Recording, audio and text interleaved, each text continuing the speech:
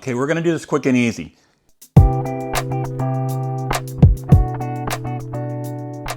This is my natural fertilizer treatment and antifungal from my garden. It's just all the stuff that you see here. And I'm not worried about any of this stuff that will be out towards the garden being on my counter because it's all natural, all this stuff is. So first off, I've got 2 gallons of rainwater that I had gathered after the storms the other day. I just took it out of the buckets, put it in a watering can, and then used that to fill these so that it didn't go all over the place. And if you're looking for these are just empty cranberry containers. Just keep them and take the label off. Just wash them. They're great. They have a handle. They're easy to carry around. Everything should be easy. Upcycle, upcycle.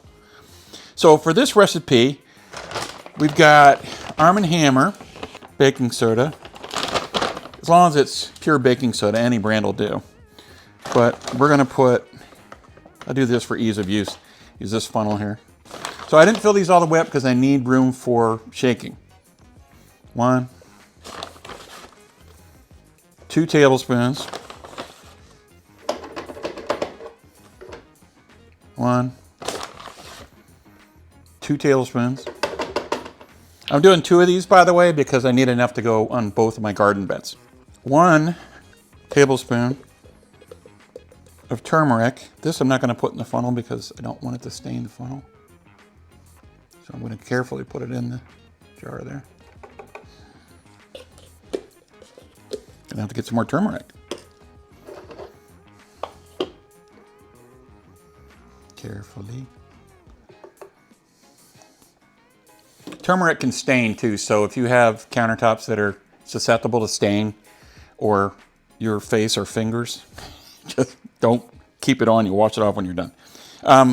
And then 1 teaspoon of this all-natural dish soap, which is made from vegetables, derived from vegetables. The proteins to make the soap. If you don't have this, it doesn't really matter what brand it is, as long as it's all natural. But if you don't have this, you can use baby shampoo because it's free of most harsh dyes and chemicals. You don't want to put that kind of stuff in your garden. So with those added,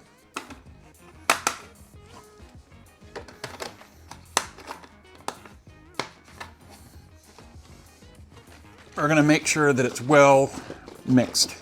You will see some foaming. That's just from the soap that we put in there, but it's not harmful. It's not enough to do any damage. To this, when we're done shaking this up, and I'm confident that the turmeric and baking soda are all mixed in, I'm going to cut this again with another gallon of water in the watering can.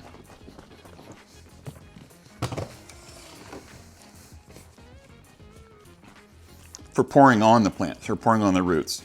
One of these I'm going to take and put in this sprayer here with more rainwater. The sprayer is what I'm going to spray on all the leaves.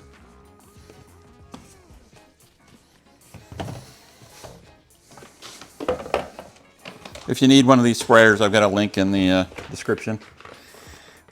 But they're pretty common. You can get them at most department stores.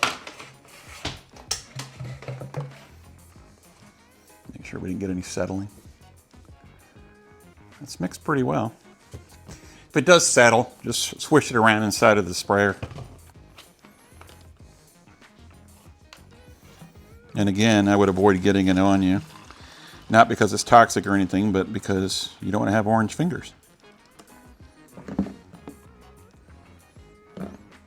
And I'll rinse that out outside with the rainwater, and we'll start spraying it on the plants because it's very early in the morning, and this is the perfect time to do it before the sun gets intense. So I'll see you outside.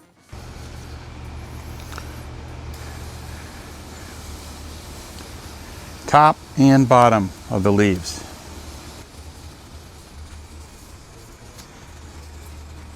I'm going to get the top first, and then I'm going to come around and get underneath.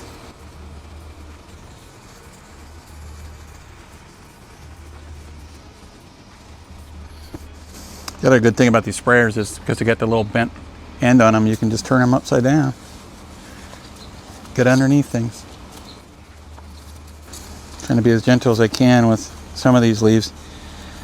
Melon leaves feel a lot like paper, and they're brittle.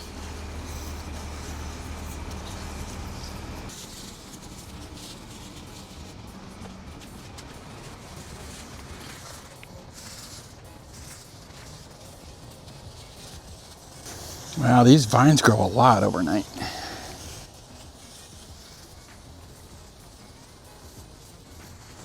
Pepper plants appear to be recovering, pushing a lot of new growth. Tomatoes.